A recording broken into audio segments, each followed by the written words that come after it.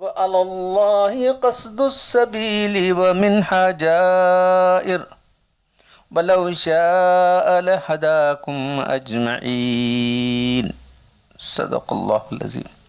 یہ سورہ نحل کی آیت نمبر 9 ہے۔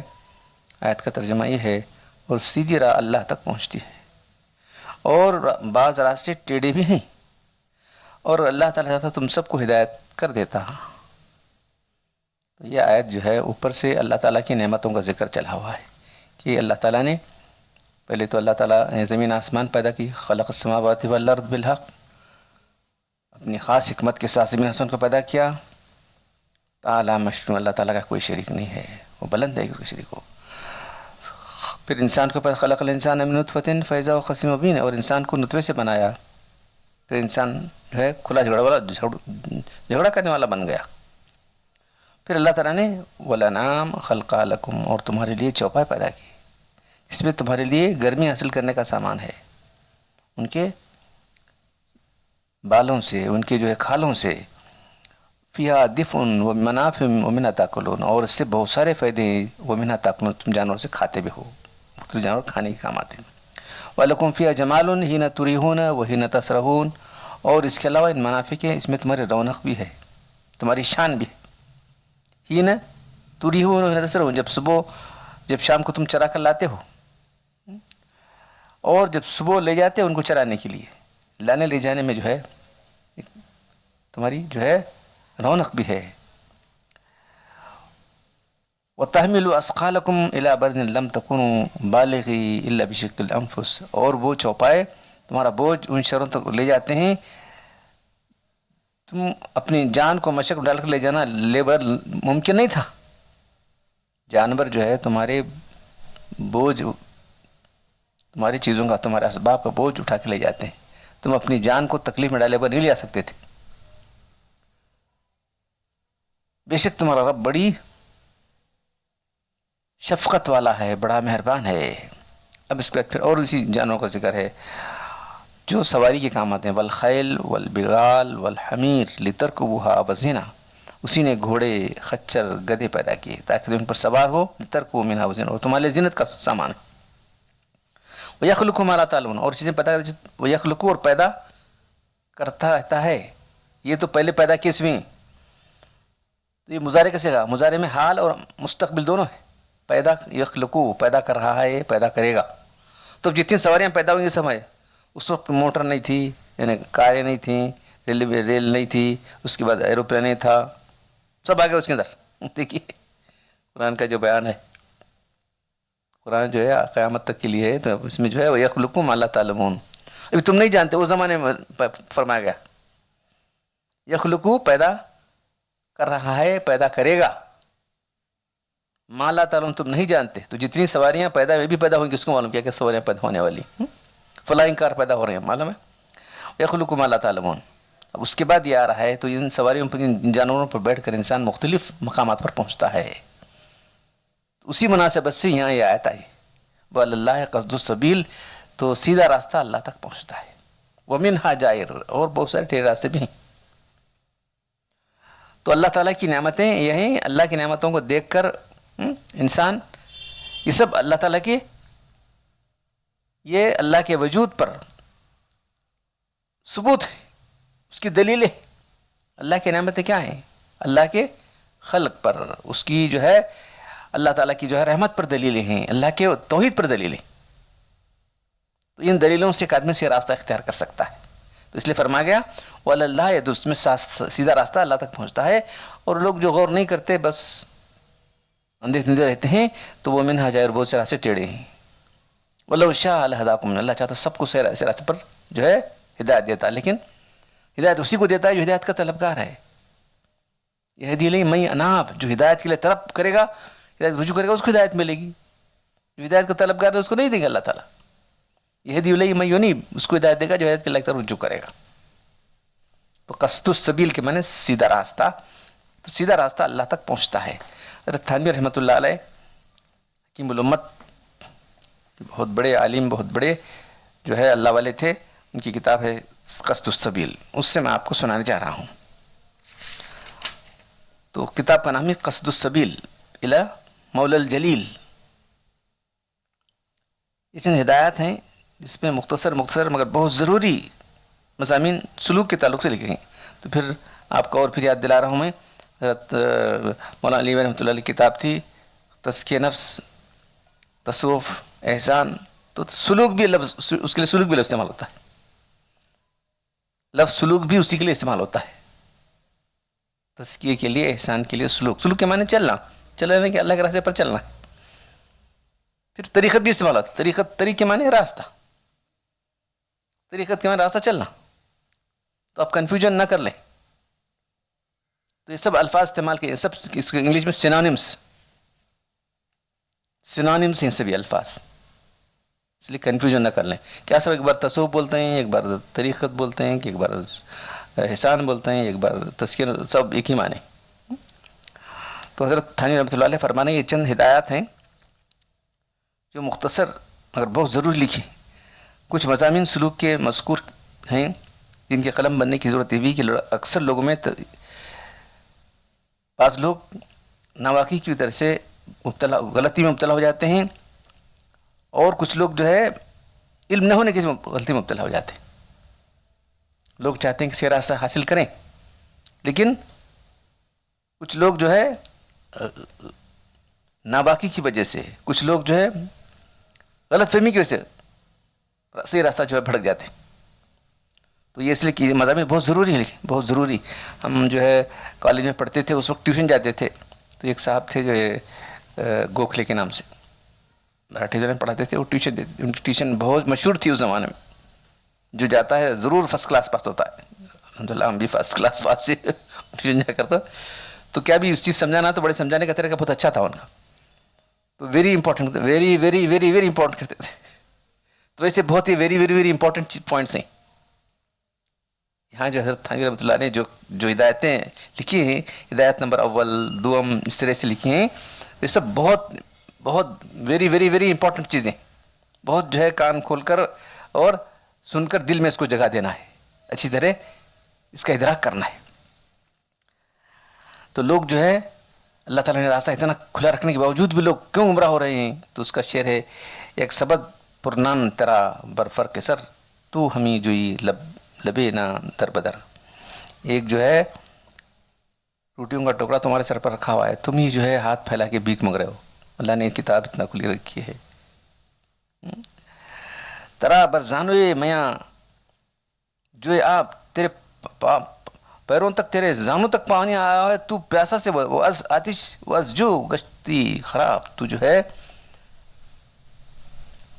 زانوں تک پانی ہے، تو پیاس سے جو ہے تڑپ رہا ہے. یہ دیکھو، تو اللہ تعالیٰ نے اتنا صاف واضح کر دیا ہے.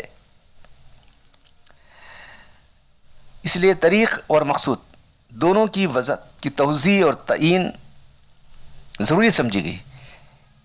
اس کے قبل کے وقت میں بعض صاحبوں نے اس کی فرمائش بھی کی تھی، مگر اس وقت یہ ذہن میں نہ آیا تھا، اس کی اہمیت ذہن میں نہیں آئی، اس لیے عذر کر دیا.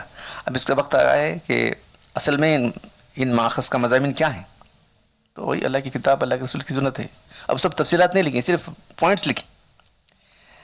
ماخذ ان مضامین کئی چیزیں ہیں، گو ہر مضمون میں تصریح دلیل اور توجیہ استدلال بوجہ طول کے ترک کر دی گئی. کتاب اللہ جل شانہ، سنت رسول صلی اللہ علیہ وسلم اور تحقیقات ائمہ، بڑے بڑے ائمہ کیا خاص. تو یہاں جو ہے وہ سب حوالے نہیں دیے گئے. فن ملفوظات، ائمہ فن ملفوظات اپنے شیوخ رحمۃ اللہ علیہ تعالیٰ کے علوم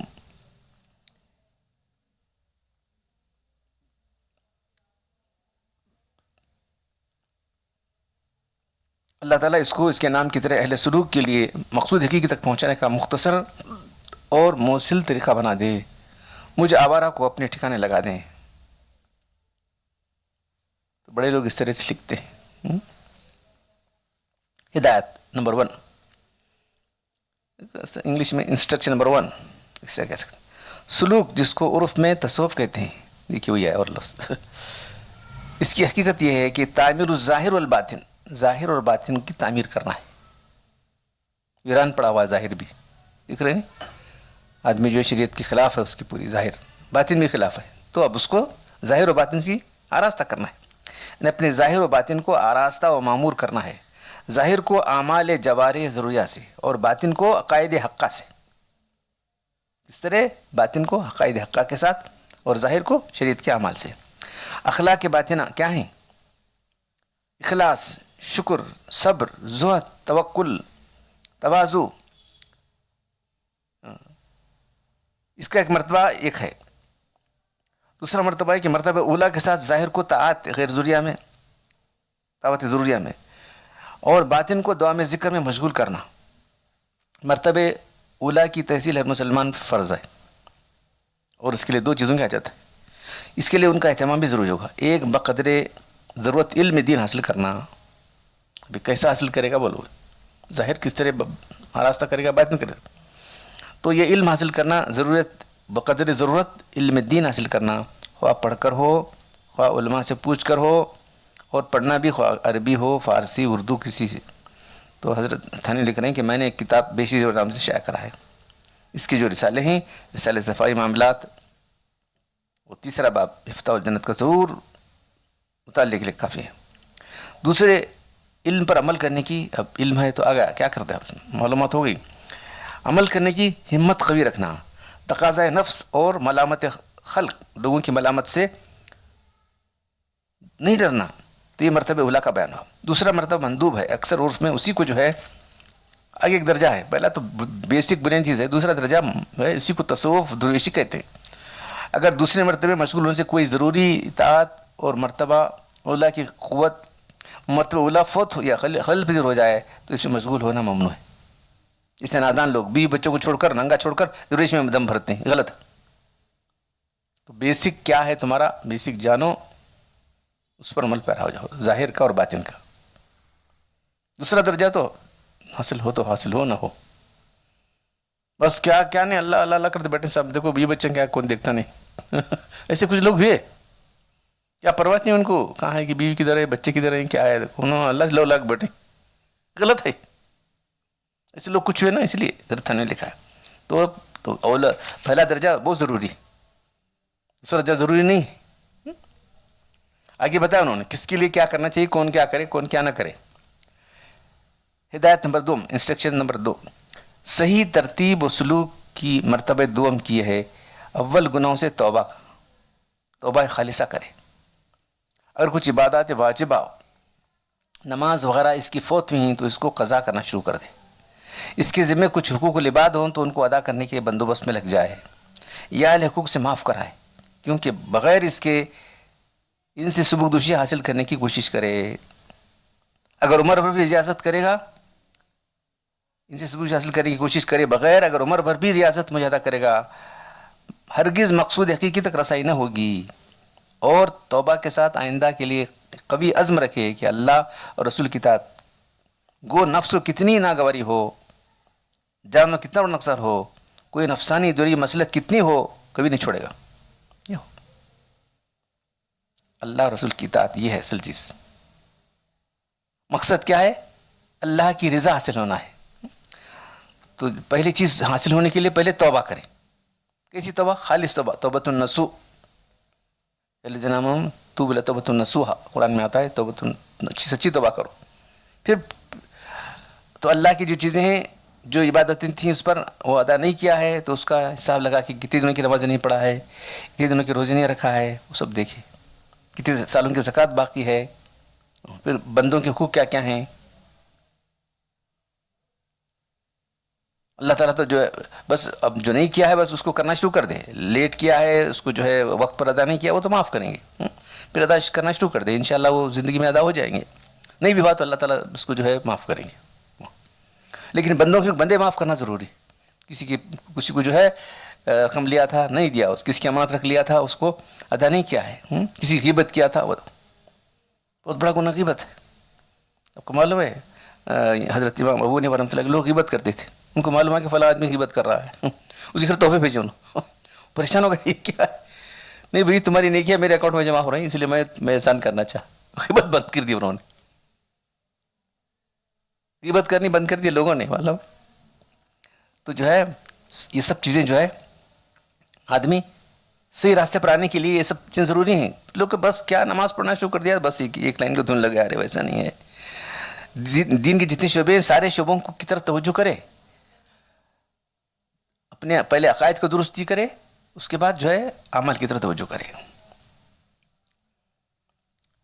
اے دل، اللہ رسول کی اطاعت کو ہاتھ سے نہ جانے دے. اتنی ہمت نہیں تو طالب حق نہیں. معلوم ہے کیا کتنی تکلیف ہو نفس کو، تکلیف سے بڑا نفس کو ہونے والی. یہ لوگ کچھ برا بلا بولنے والے کیا جی کیسا ہو رہا ہے انہیں، ایسا جب اللہ کا رسول چلتا ہے تو لوگ تانے دیں گے، ملامت کریں گے، اور کیا کریں اس سے زیادہ. تو کسی لوگوں کی بات نہ سنیں. نفسانی اور دنیا مصلحت کتنی فت ہوتی ہو، خلق کتنی ملامت کرے، اللہ رسول کی اطاعت نہ چھوڑے. طالب کی شان کیا ہوتی ہے؟ اے دل بے کے خراب از میں گل گلوں باشی، بے زر و گنج بصد حشمت قارون باشی. اے دل بہتر ہے کہ شراب محبت پہ کر بے خود ہو جا، بغیر سونے خزانے کی قارون کی طرح ہو جا. در رہے منزل لیلا کی خطرات بجہاں، شرط اول آنگ است کی مجنوں باشی. محبوب کے راہ میں بہت سارے خطرے، لیکن پہلی چیز تو اللہ کا چاہنے والا ہو جا، سب آسان ہو جائے. اللہ سے تعلق رکھنے والا ہو جا، سارے چیزیں آسان ہو جائیں گی. جب توبہ و عزم دونوں ٹھیک ہو گئے تو علم دین بقدر ضرورت حاصل کرے، جیسا کہ ہدایت اول میں اس کا بیان کیا گیا.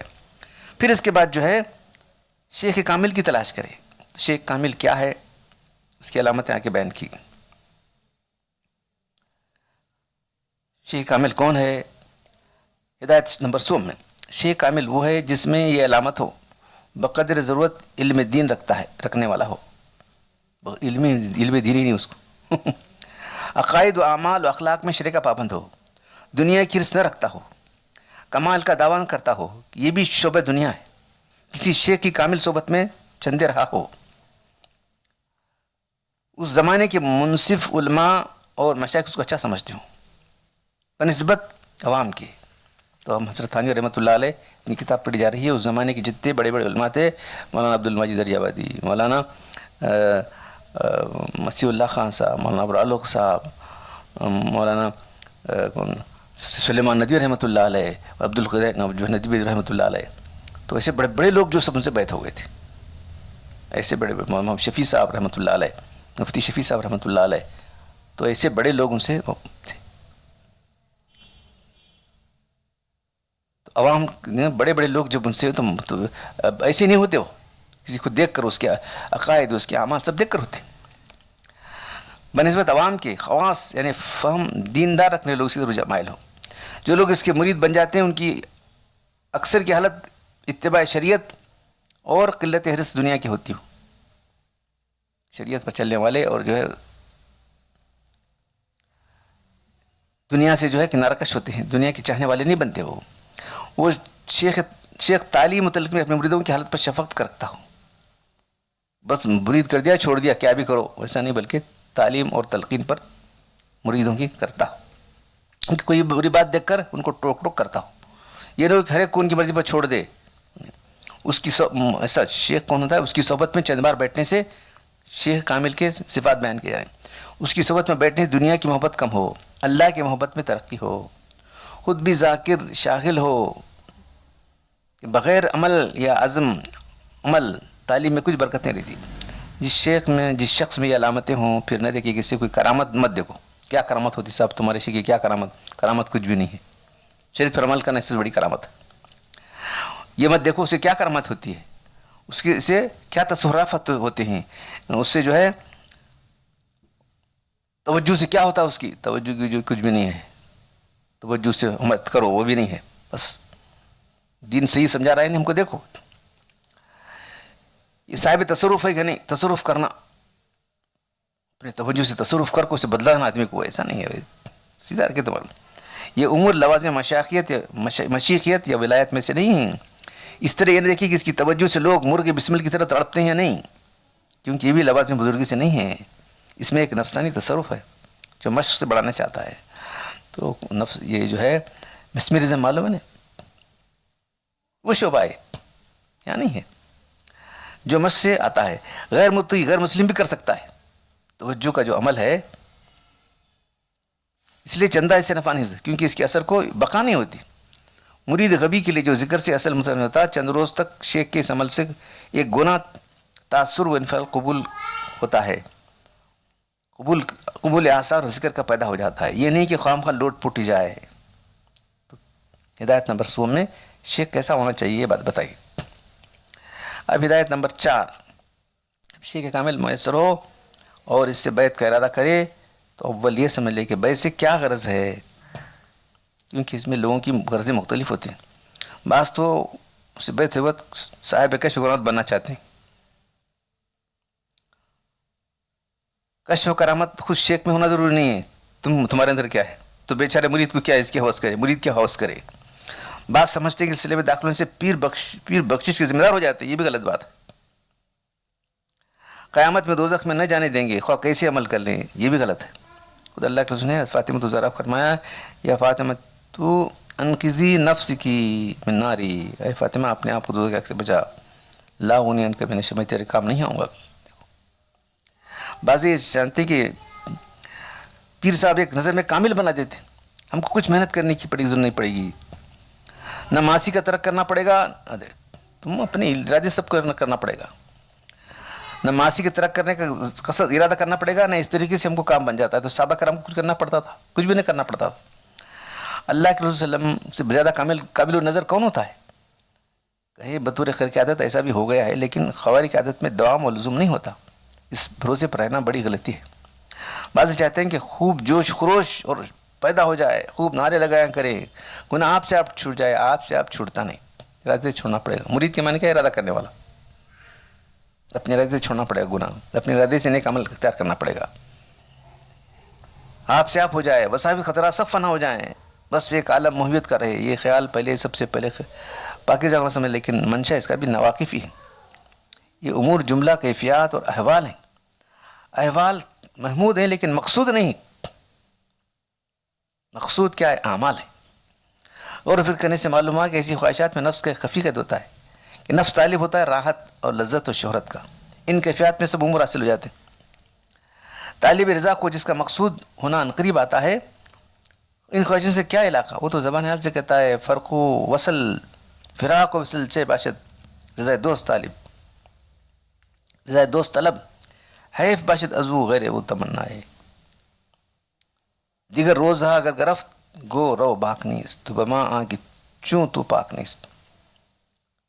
دیگر بس زبون وسوسہ باشی دلا، اگر طرب را بازدانی از بلا۔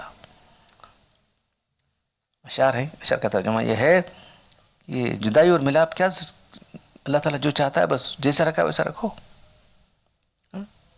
اس کے سوا اور کیا چاہتے ہو؟ وہ جو چاہ رہا ہے بس تم وہ چاہو، بس اس کی چاہت پر اپنی چاہت دار و مدار رکھو، تم جو چاہ رہے ہیں ویسا مت کرو اس کو۔ دن یعنی کیفیات اگر چلے گئے تو چلے جانے دو، کچھ اندیشہ نہیں ہے، وہ ذات کہ تیرے سے کوئی پاک نہیں، تو ہمارے ساتھ ہے، ہم تیری یاد کر رہے ہیں۔ جب اللہ تعالیٰ یاد کرے میں بندے کے ساتھ ہوں، انام عبدی ذکرنی، دیکھو جب تم اللہ سے یاد کرو اللہ تمہارے ساتھ ہے، بس یہ ہونا چاہیے۔ تو دل تو کس برے خیال میں ہے، راحت کو مصیبت جدا سمجھے، راحت اور مصیبت دونوں اللہ کی طرف سے، راحت بھی وہی اسی کی ہے، مصیبت بھی اسی کی ہے، دونوں کو برابر سمجھو، دونوں اللہ کی طرف سے۔ تو ایسے لوگ جو صرف چاہتے ہیں کہ جوش و خروش پیدا ہو جائے، پھر یہ کہ ایسا شخص دو قسم کی خرابی میں مبتلا ہو جاتا ہے، کیونکہ کیفیات یہ حاصل ہوں نہ ہوں گی، اگر حاصل ہو گئیں تب تو سمجھتا ہے کہ شخص اس کو خیات اور ثمرہ سمجھتا ہے، اور ہو گئی ایسی کیفیات اپنے آپ کو صاحب کمال سمجھ لگتا ہے۔ ان کیفیات پر قناعت کر کے تقوی اطاعت سے بے فکر اور مستغنی ہو جاتا ہے، یا کم سے کم اطاعت کو حقیر سمجھ لگتا ہے، اگر حاصل نہ ہوئی تو غم میں مرنے گھٹنے لگتا ہے۔ جو شخص غیر اختیاری امور کا طالب ہوگا ہمیشہ مبتلا غم و پریشان رہے گا۔ بعض یہ سمجھتے ہیں کہ پیر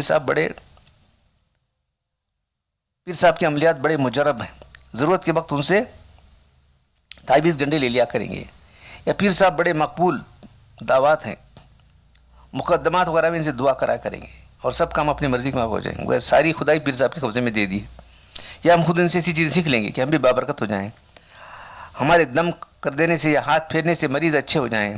بلکہ ایسے لوگ تو تمام بزرگی خلاصہ انہیں عملیات کو، ان کے آثار کو سمجھ لگتے ہیں، اس کو بزرگی سے کوئی تعلق نہیں، اور نیت بس دنیا کی طلب ہے، اس نیت سے کہ جو ہے ان سے تعویذ گنڈے لیں گے اور کام کرا لیں گے، ان کی عملیات سیکھیں گے، کیا ہے۔ اور دوسری چیز جو ہے کچھ لوگ جو ہے ان سے کیمیا سیکھیں گے، سنایا تھا وہ واقعہ ادھر، کیمیا کچھ لوگوں نے کیمیا ہے ان کو جانتے سمجھ کے ان کے پیچھے لگ گئے. آخر تک ان کو جو معلوم نہیں تھا انہوں کیا بتائیں گے. اچھی طرح معلوم ہے ایک صاحب جو بے دین کو لانے والے تھے انہوں نے ان کے پیچھے لگے رہے. کیمیا بتائے گا, کیمیا کیا بتاتا ہے, وہ تو پہلے جو ہے بے دین تھا, سب کو جو ہے دین جو ہے بے دین بنا کے چلا گیا, بے دین بنا کے رخصت ہو گیا وہاں سے. اب جو حال میں اس کا خلیفہ تھا اس کو لوگ خلیفہ بنائے تھے, وہ ہمارے چچا کا جو ہے کلاس میٹ تھا, گھر کو آ کے ناپ لے کے آتا تھا, ٹیلر تھا. آیتیں پڑھائے تو آیتیں غلط پڑھ رہا ہے, ترجمہ غلط کر رہا ہے. میں الحمدللہ مجھے آیتوں کا ترجمہ آیتیں میں معلوم نہیں ترجمہ, بتایا کہ یہ آیت غلط پڑھنے تم ترجمہ یہ اس کا. ہاں ایسا ہے کیا. حال ہی میں جو چند دن ہوا شاید اس کا انتقال ہو گیا ہے, کیا بتایا جائے. تو یہ کچھ ایسی چیزیں جو کوئی دین سے کچھ کا تعلق ہی نہیں.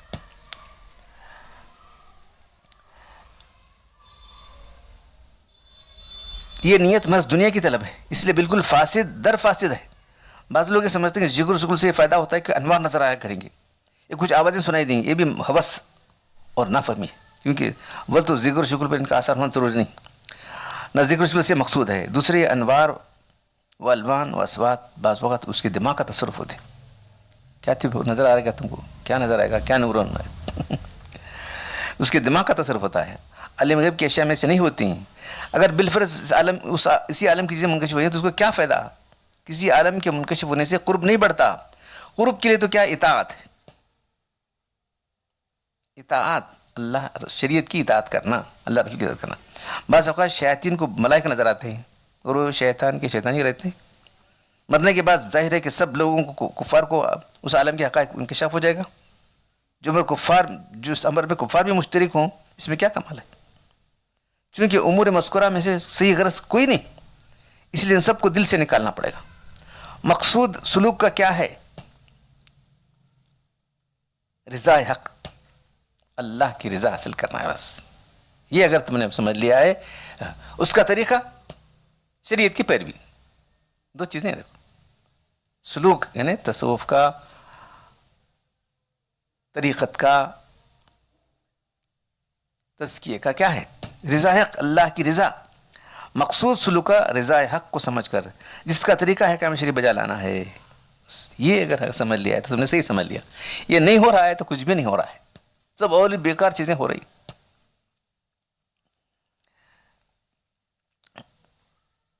ذکر پر مداومت کرنا, شیخ کی تعلیم, شیخ اسی کی تعلیم تلقین کرتا ہے, مرید پر پابند ہوتا ہے.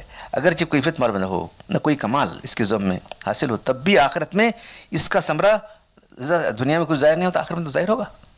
اللہ کی رضا, رضا سے دخول جنت کیا ہوگا, اللہ کی رضا حاصل ہونے سے دخول جنت اور بقائے حق, دوسرے سے نجات میسر آئے گی. اور شیخ کی طرف سے اس کی تلقین کا وعدہ اور مرید کی طرف سے اس کی اتباع کا وعدہ, یہی حقیقت ہے پیری مرید. گو یہ تعلیم و عمل بغیر بیعت کے بھی ہو سکتی ہے, لیکن خاص طور سے بیعت ہونے سے بغیر اس کے بھی جو ہے بیعت نہیں بھی ہوا آدمی تو جو ہے کسی سے پوچھ کے کر لے کے کر سکتا ہے. لیکن شریعت کا یہ آدمی کہ جو ہے مجھے اللہ کی رضا حاصل کرنا ہے, شریعت پر عمل کرنا ہے, تو کسی سے پوچھے. اب یہ حقیقت ہے پیری مریدی کی. وہ یہ تعلیم و عمل جو ہے بغیر بیعت کے بھی ہو سکتی ہے, لیکن خاص طور پر بیعت کرنے میں یہ خاصہ ہے کہ شیخ کو زیادہ توجہ ہو جاتی ہے, مرید کو بھی فرما برداری کا جو احساس ہو جاتا ہے. کسی شخص کو جو بیعت ہوا ہے اس کا احساس ہو جاتا ہے. یہ حکمت ہے شیخ کے متعین کرنے کی, اور ایک ہی شیخ کی وحدت میں بھی اس سے جانبین کو بڑی خصوصیت ہوتی ہے. ایک ہی شیخ, ایک دار گیر و محکم گیر, ایک دروازہ پکڑو, ایک کو ایک کو پڑھو, ادھر ادھر مت جاؤ, ایک کو شیخ بناؤ. شیخ کے تعین کی اور وحدت کی, یعنی ایک شیخ کو, ایک اس سے جانبین کو بھی خصوصیت بڑھ جاتی ہے. باقی ہاتھ میں ہاتھ لینا, کوئی کپڑا وغیرہ عورت کو پکڑا دینا, اور جبکہ وہ پاس ہو, محض ایک عادت صالحہ مستحسنہ ہے اسی معاہدے کی تاکید کے لیے, اور معاہدہ کا جز نہیں ہے, اس لیے غائب کے لیے اس کی رسم نہیں ہے. استحسان اس کا سنت میں بھی وارد ہوا ہے, چنانچہ مردوں کے ہاتھ پہ ہاتھ پکڑ منقول ہے, اور کپڑا وغیرہ ہاتھوں میں دینا یہ ہاتھ پکڑانے کے قائم مقام ہے عورتوں کی بیعت کے لیے. ہدایت نمبر 5, جب سلوک کا طریق کی بجاوری احکام ہے اور اس کا ثمرہ نتیجہ کیا ہے؟ حصول رضائی حق معلوم ہو گیا. تو اس سے بھی سمجھ میں کہ یہ طریق مخالف شریعت نہیں ہو سکتا. کوئی چیز شریعت کے خلاف ہے تو سمجھو کہ یہ طریق خیج نہیں ہے، یہ راستہ ہی صحیح نہیں، غلط راستے پہ آ گئے ہم لوگ. تو یہ معلوم ہوگا کہ یہ طریق مخالف شریعت کے نہیں ہو سکتا. بس جاہلوں کا کہنا کہ شریعت اور ہے طریقت اور ہے، یہ بالکل غلط بات ہے. یہ شریعت الگ ہے جی، کیسا ہو سکتا؟ کو بات معلوم ہوئی کہ اللہ کی رضا حاصل کرنا وہ کسی شریعت پر عمل کرنے سے. تو جو لوگ کہتے ہیں شریعت الگ ہے طریقت الگ ہے، یہ بالکل غلط ہے. بائی معنی ایک دوسرے کے مخالف ہے، بالکل باطل ضلالت اور خالصہ ہے. کسی مستند عبارت سے اس کا ایہام ہو، شبہ ہوتا ہو تو اس کی حقیقت یہ ہے تغیر ہے، الگ الگ دو چیزیں ہیں، لیکن یہ نہیں کہ دونوں ایک دوسرے کے مخالف ہیں. جو چیز شریعت میں ظاہر ہے وہ ناجائز، ایسا نہیں ہو سکتا. بس شریعت طریقت میں تغیر ہے بمانے تنافی کا دعویٰ اور اعتقاد تو الہاد و بددینی، جیسے کہ جملہ سمجھتے ہیں. فلاں بات کو شریعت میں جائز ہے مگر طریقت میں ناجائز ہے، ایسا کیسا ہو سکتا ہے؟ نعوذ باللہ من ذالک. البتہ تعدد کا قائل ہونا اس وقت بھی ہو سکتا ہے جبکہ شریعت کو افعال ہیں. شریعت کیا ہے؟ ظاہر کے افعال ہے. طریقت کیا ہے؟ باطن کے افعال ہے. یہ الگ ہے، اس طرح سے کہہ سکتے ہیں. شریعت کی کو افعال جوارح کے ساتھ خاص کر لیا جائے، طریقت کو اعمال قلب مخصوص کیا ہے، تو یہ ایک اصطلاح ہوگی. اس اصطلاح میں کچھ جو ہے مناقشہ نہیں.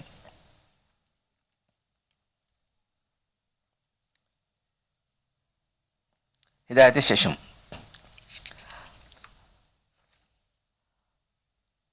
حسب ہدایت چارم پنجم. غرض اور نیت درست ہو جائے تو بیعت کی، اب بعد بیعت کی اگر وقت اور مہلت میسر ہو تو چندے شیخ کی خدمت میں رہے. اس کی نوبت نہ آئے تو غیبانہ اس کی تعلیم پر کاربند ہو. بیعت کے لیے حاضر بھی نہ ہو سکے تو غائبانہ بذریعہ خط یا کسی معتبر آدمی سے بیعت ہو جاتی. طرز تعلیم ہر شیخ کا جدانا ہوتا ہے. اسی کی تفصیل میں لکھنا ضرور نہیں، بلکہ ایک مختصر دستور عمل جو نافع ہونے کے اعتبار سے میرے نزدیک اتر تصوف کہنے کے قابل ہے. بہت سی خاک بیزی کے بعد ہاتھ آیا ہے اور اصل محرک رسالے کا یہی تحریر ہے. اس کو عام طالبین کے لیے عموماً اپنے شیخ کی خدمت تک پہنچنے کے واسطے اور اپنے دوستوں کے لیے خصوصاً ہمیشہ کے لیے عمل کرنے کے واسطے ضبط کیے دیتا ہوں. اللہ تعالیٰ سے قوی امید ہے کہ یہ اس کے موافق عمل کرنے والا محروم نہ رہے گا. تو یہ چھٹی ہدایت میں لکھ رہے ہیں کہ بیعت ہونے کے بعد اب کیا کرے آدمی؟ ڈائریکٹ ہو گیا ہے، اگر نہیں تو بھی غائبانہ بیعت ہو سکتا ہے، خط سے بھی بیعت ہو سکتی ہے. غائبانہ بیعت بھی بات بہت مؤثر ہوتی ہے. شیخ کے پاس رہے تعلیم حاصل کرنے کے لیے، ان کا طریقہ دیکھنے کے لیے. اب وہ نہ ہو تو کم سے کم کیا کرنا آدمی؟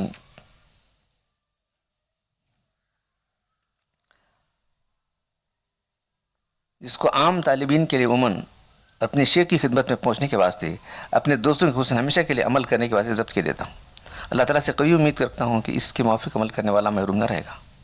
پھر اگر کسی شیخ اور کسی کا شیخ اسی کو منظور، اب کوئی شیخ ہے تو بس انہیں کیا بتا رہا ہے وہ کرو، نہیں ہے تو یہاں حضرت تانوی رحمۃ اللہ نے دو چیزیں لکھی ہیں. ایک عام آدمی، عامی مشغول کا دستور عمل کیا کرے، انہیں بزنس کرتا ہے وہ کرتا ہے بس دن میں کیا کرے. دوسرا عامی فارغ کا، یعنی کچھ بھی نہیں بس ہے، اسے کوئی خاص مشغولیت نہیں ہے، وہ کیا کرے. عام سے مراد جو عالم نہیں ہے،